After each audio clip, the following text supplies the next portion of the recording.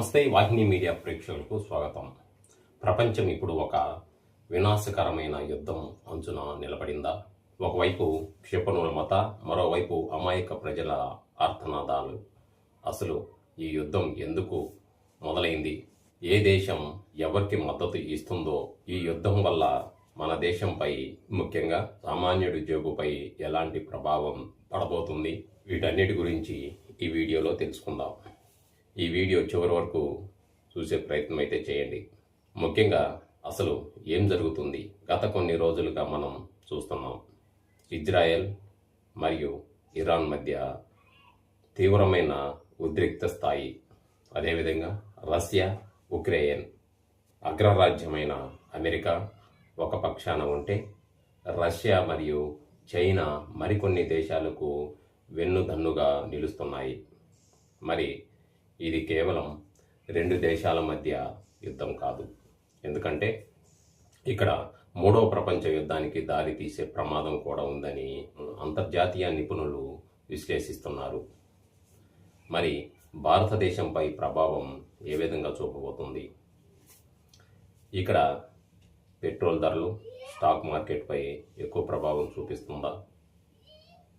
ఎక్కడో యుద్ధం జరిగితే మనకేంటి అని అనుకుంటున్నారా? అక్కడే మనం పొరపడుతున్నాం.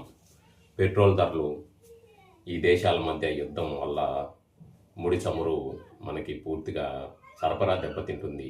దీనివల్ల రేపు మనకి పెట్రోల్, డీజిల్ ధరలు ఆకాశాన్ని అంటుతాయి.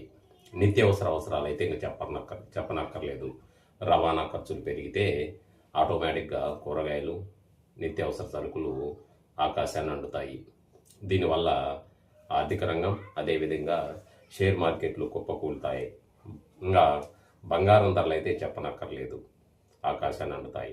వీటన్నిటినీ సామాన్యుడిని కోలుకోలేని దెబ్బతీసే అవకాశం అయితే ఉంది.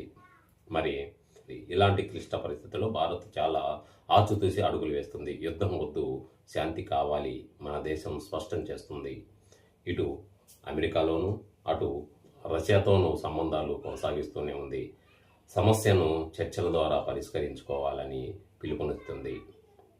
అయితే యుద్ధం అంటే కేవలం దేశాల గెలుపు ఓటములు కాదు. అది ఆ యొక్క యుద్ధ ప్రభావం మానవత్వానికి తీరని నష్టం కలిగిస్తుంది. మరి ఈ యుద్ధం ఇక్కడితో ఆగిపోతుందా, లేక మరింత తీవ్ర రూపం దాల్చుతుందా? మీ అభిప్రాయాన్ని కామెంట్ రూపంలో తెలపండి.